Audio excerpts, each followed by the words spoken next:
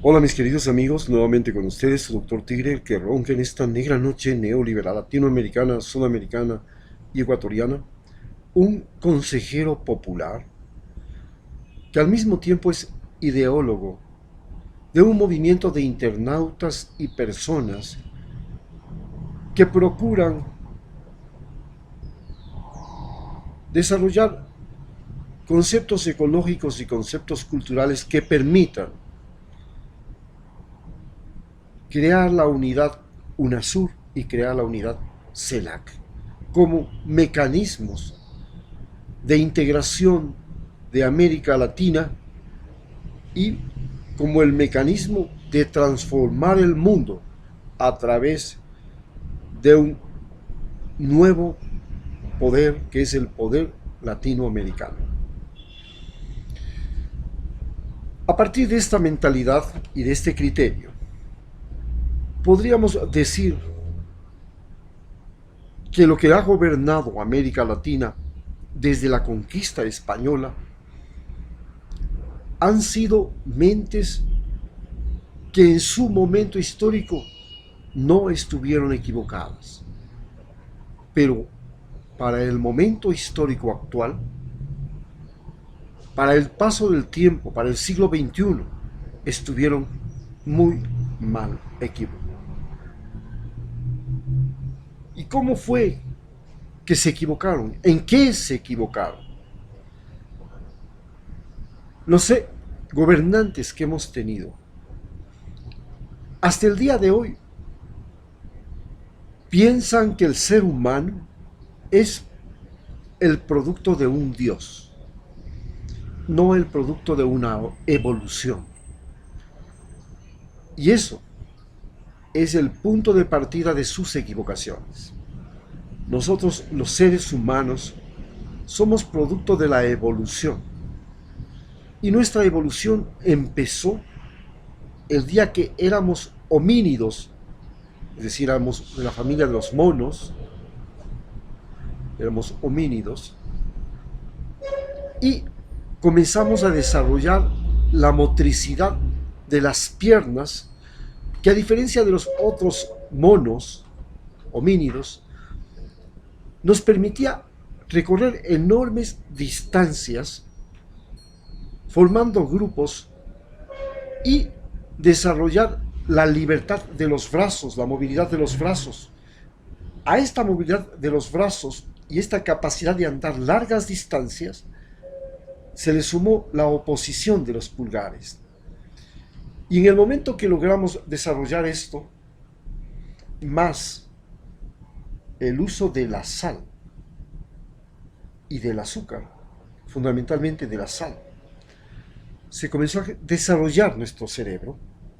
Y el momento que comenzamos a desarrollar nuestro cerebro, comenzamos a desarrollar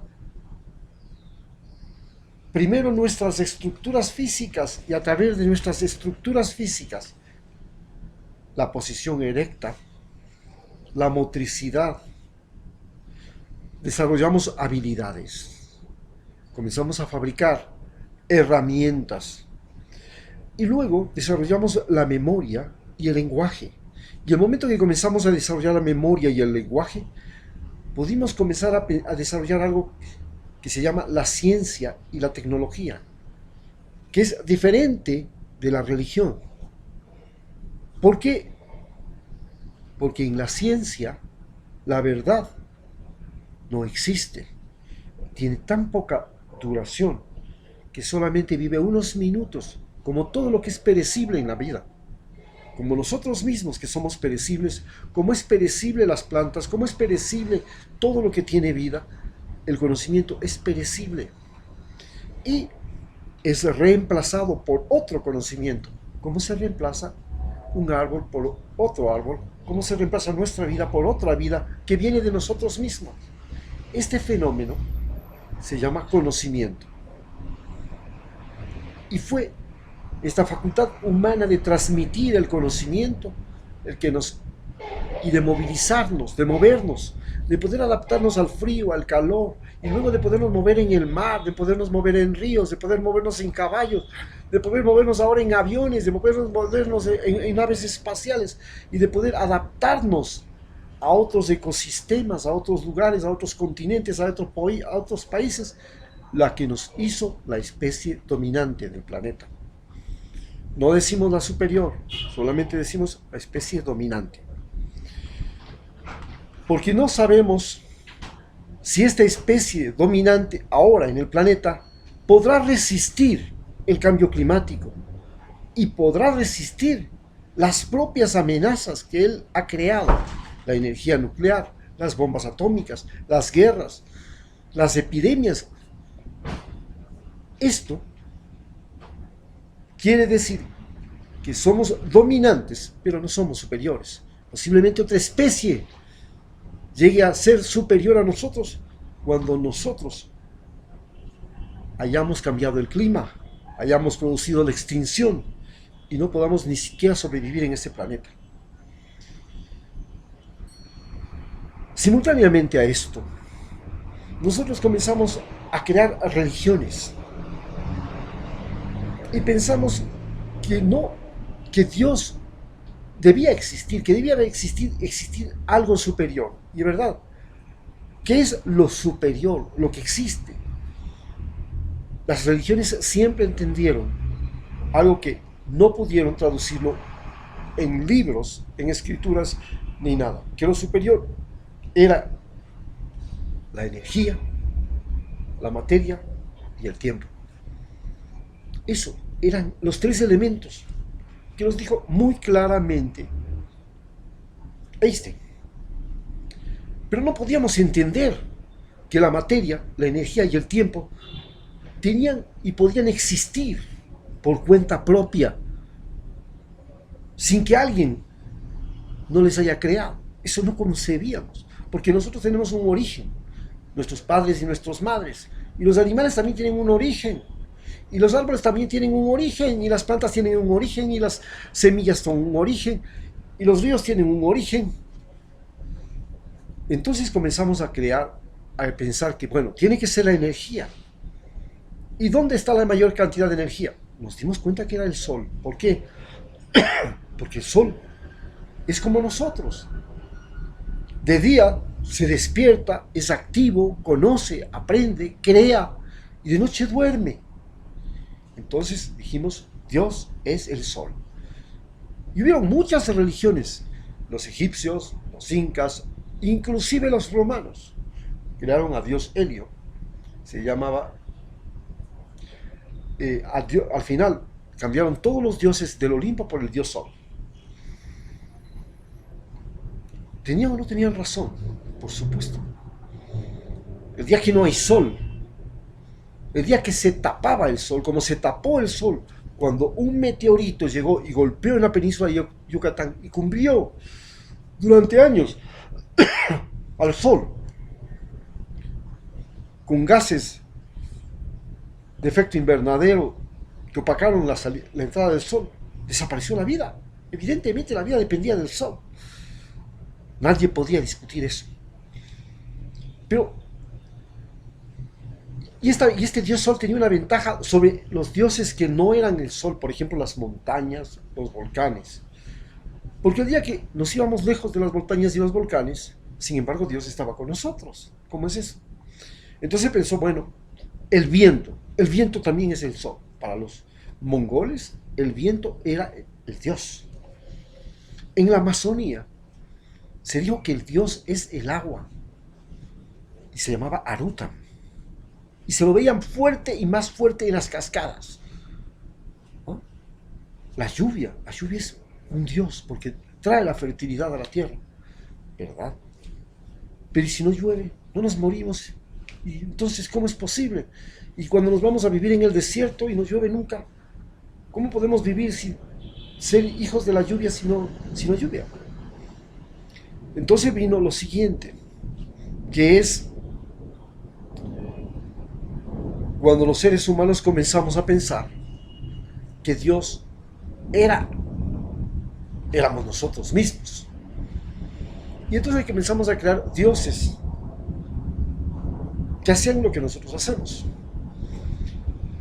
Para los asiáticos, Dios era encontrar la sabiduría. Entonces, para Buda, era encontrar la misericordia. Para Tao, la armonía. Para Confucio, el orden y la sabiduría. Para los cristianos era el amor y el perdón. Para los musulmanes, la misericordia. Eran valores humanos. Pero llegó las religiones monoteístas, judíos, cristianos y musulmanes, y las religiones filosóficas. Los budistas y los taoístas y los confucianistas eran filósofos. Lo que veían era la sabiduría. Dios está en el saber, en la sabiduría, en aquello que con los años no se pierde y que todo el mundo se da cuenta. Una generación repite el mismo pensamiento. Sí, más vale tarde que nunca. Poquito a poco se llega lejos. Todas esas cosas son sabiduría. Entonces ahí estaba Dios. Para los monoteístas, judíos, cristianos y musulmanes, Dios estaba en nosotros. No nos abandonaba. Estaba metido dentro de nosotros. Habitaba dentro de nosotros. Pero queríamos decir al mismo tiempo que Dios estaba en el cielo. Y si no estaba en el cielo, el diablo estaba en el infierno. Y había un lugar intermedio, el purgatorio. Bueno, y así comenzamos a crear los dioses antropomórficos, como los Jesucristo, Mahoma, Moisés, Abraham, que tienen forma humana y se parecen a nosotros. Pero resulta que nosotros nos parecemos a los dioses. Pero debemos ser alguien muy mal parecido a los dioses. Porque ¿cómo es posible que nosotros ahora estemos destruyendo la obra de Dios, la naturaleza? Deberíamos, como digo siempre, repetir entonces el Padre Nuestro de otra forma y decir: Padre nuestro, que estás en nosotros, perdónanos por haberte hecho a nuestra imagen y semejanza y por haberte hecho cómplice de la destrucción del planeta Tierra. Porque evidentemente, si Dios sabe que los seres humanos están produciendo la extinción de la especie, están cambiando el clima, se matan entre ellos, hacen armas nucleares, pueden hacer desaparecer a su planeta cuantas veces les dé la gana, y él no hace nada, es un cómplice. Si usted le ve a una mujer que está siendo golpeada, matada y violada al frente, y usted no delata, no denuncia, no va a la policía, no llama, no hace algo para evitarlo. Si usted ve a los judíos que les están matando, como los estaban matando los alemanes, y usted se queda callado, usted es un cómplice, pues. Y si Dios es hecho a nuestra imagen y semejanza, y nosotros hemos hecho a su imagen y semejanza, entonces Dios es un cómplice de nosotros, y nosotros somos un cómplice de Dios en esta destrucción de la naturaleza. Y es precisamente esto lo que nos lleva ahora al Dios que quiere el poder. Y ese Dios que quiere el poder y que tiene la forma humana y que nos perdona ser hijos de perra, que nos perdona violar a niños siendo sacerdotes, que nos perdona ser dictadores como Pinochet, que nos perdona matar indígenas en las protestas de Ecuador, que nos perdona matar gente en las protestas de Bolivia, que nos perdona quemar las selvas del Amazonas. Ese Dios se quiere ahora convertir en poder.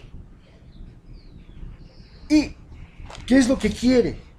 Quiere apropiarse ya no solamente de países, sino del alma de la gente que habita en esos países. ¿Y para qué? Para subordinarlos. ¿Y subordinarlos a qué? Al miedo. al miedo. Y esto es lo que está surgiendo en Europa, como los movimientos neonazis, como los movimientos fascistas, como los movimientos supremacistas blancos en Nueva York o en Estados Unidos, como los movimientos cristianos de Brasil, como los movimientos de Uruguay, como los movimientos de Costa Rica, como los movimientos de Bolivia, como los movimientos de Ecuador. Y ellos quieren el poder. Y quieren que admitamos que existe un solo Dios, cuando todos sabemos que hay el Dios de los musulmanes, hay el Dios de los budistas, hay el Dios de los chinos, que son millones, que hay el Dios cristiano de los ortodoxos, que hay el Dios cristiano de los evangélicos, que hay el Dios cristiano de los católicos, que hay el Dios cristiano de los cristianos. Hay dioses cristianos, hay un Cristo que no tolera la monogamia, la poligamia, pero hay un Cristo que sí tolera. Ahí están los mormones. Son cristianos, pero son derecho a la poligamia. Hay un Cristo que tolera el divorcio. Ahí lo tienen en todos los Estados Unidos. Pero hay un Cristo que no tolera el divorcio, los católicos. Hay unos cristianos que toleran el aborto, todos los europeos. Y hay unos cristianos que no toleran todo el aborto, todos los latinoamericanos. Hay unos dioses unos cristianos que toleran la homosexualidad. La homosexualidad nunca fue un delito. La homosexualidad existía en los harems. Egipto tenía harems, Persia tenía harems, India tenía harems, China tenía harem, los incas tenían harem. Y las mujeres que no estaban satisfechas con un emperador o un dueño, se contentaban entre ellas. La homosexualidad masculina existió siempre. Los griegos eran homosexuales. ¿Por qué? Porque no podían llevar a las mujeres a la guerra. ¿Por qué? Porque si perdían la guerra, a sus mujeres les preñaban los vencedores. Y tenían después que criar hijos de los vencedores.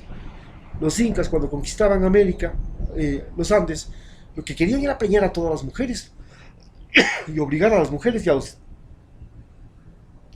a los indígenas que ellos sometían a criar a los hijos de ellos. Y los españoles hicieron lo mismo, y los ingleses hicieron lo mismo. Y la guerra de Yugoslavia hicieron lo mismo. Entonces, ¿de qué estamos hablando? Había la poligamia, había la violencia sexual, había la tortura. Y en nombre de Dios, Dios en realidad, en la historia de la humanidad, ha sido la justificación de la guerra. Dios en la historia de la humanidad ha sido la justificación de la guerra. No en todos los casos, pero en la mayor parte de los casos sí. Y hoy tenemos una guerra entre Estados Unidos y Afganistán, que es una guerra religiosa. Y tenemos una guerra de Estados Unidos en Irak, que es una guerra religiosa. Y tenemos una guerra de Estados Unidos en Siria, que es una guerra religiosa. Y una guerra entre sirios, que es una guerra religiosa. Y una guerra entre iraníes, iraquíes y todo, que es una guerra religiosa. Y tenemos ahora una guerra religiosa en Estados Unidos entre católicos y protestantes. Muchas gracias.